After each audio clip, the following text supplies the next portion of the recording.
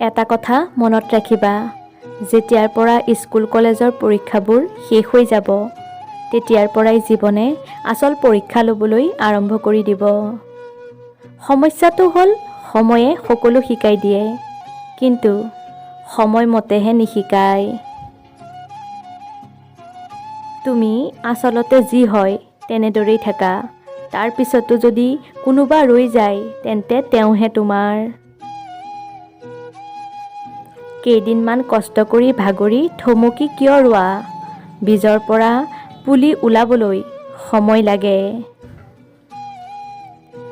জীৱনত যদি শান্তি বিচাৰিছা, তেন্তে মানুহৰ কথাবোৰ হৃদয়েৰে ল'বলৈ এৰি দিয়া।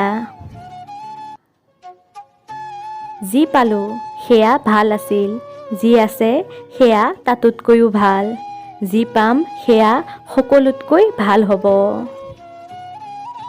সফলতা হৃদয়ৰ পৰা লোৱা এক সৎ সিদ্ধান্ত।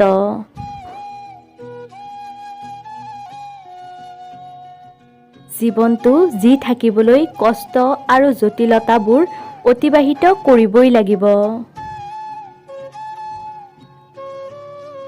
আপুনি মাথো সঁচা মনেৰে ভাল কৰ্মেৰে আগুৱাই যাওক, বাকী সকলোবোৰ তেওঁৰ ইচ্ছা। বাস্তৱক মানি ল'বলৈ শিকি লওক। জীৱনটো সহজ নহ'ব, গতিকে নিজকে সবল কৰি লওক।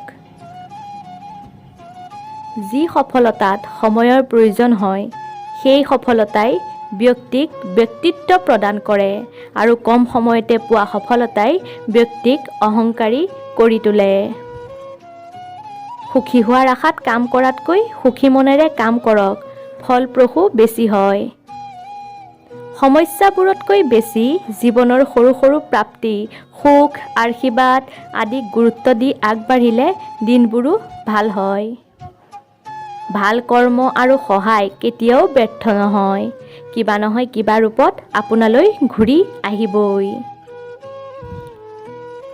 এটা কথা মনত ৰাখিব যে ডাঙৰতকৈ ডাঙৰ একো বিফলতাই জীৱনটোক নিৰ্ধাৰণ কৰিব নোৱাৰে। মনত ৰাখিব, অহংকাৰৰ বৃক্ষজোপাত সদায় পতনৰ ফলহে লাগে। ভৱিষ্যতৰ কথা চিন্তা কৰাটো ভাল, কিন্তু কাইলৈৰ কথা ভাবি আজিৰ দিনটো অভাৱ আৰু দুখত কটাব নালাগে। আশাবোৰ ইমানো দুৰ্বল হ'ব নালাগে যে মানুহৰ কথাত আহি ভাঙি যায়।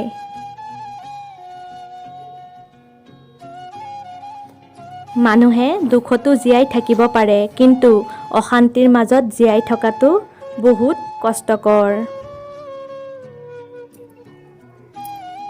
আনে যিয়েই নকওক কিয়, বছৰটোৰ শেষত এটা কথা বুজি পালোঁ যে জীৱনত সুখী হ'বলৈ, আনক সুখী কৰিবলৈ আটাইতকৈ বেছি প্ৰয়োজনীয় বস্তুটোৱেই হ'ল টকা।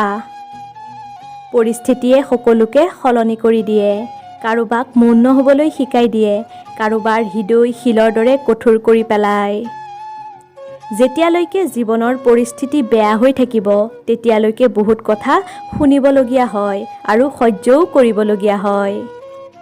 জীৱনটো কঠিন, শ্ৰমযুক্ত এক কষ্টকৰ অন্তৱৰ্তী যাত্ৰা। গঠনমূলক কামত ব্যস্ত থকাটোৱেই মহাপুণ্য বা ধৰ্ম।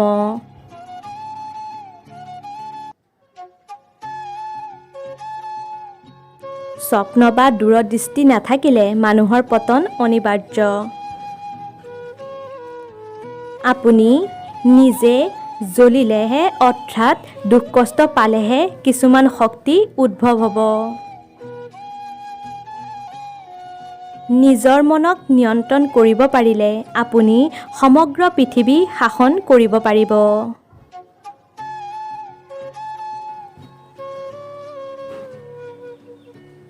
যিয়ে তোমাৰ অন্যায় কৰে, তাৰ বিনিময়ত তেওঁৰ উপকাৰ কৰাটোহে তেওঁক শাস্তি দিয়াৰ উত্তম পন্থা। ধন্যবাদ বন্ধু বান্ধৱীসকল, আজিৰ ভিডিঅ'টো ইমানেই। যদি ভিডিঅ'টো ভাল পালে লাইক এটা কৰি শ্বেয়াৰ কৰি দিব আৰু কমেণ্টত জনাবলৈ নাপাহৰিব আপোনালোকৰ কেনে লাগিলে।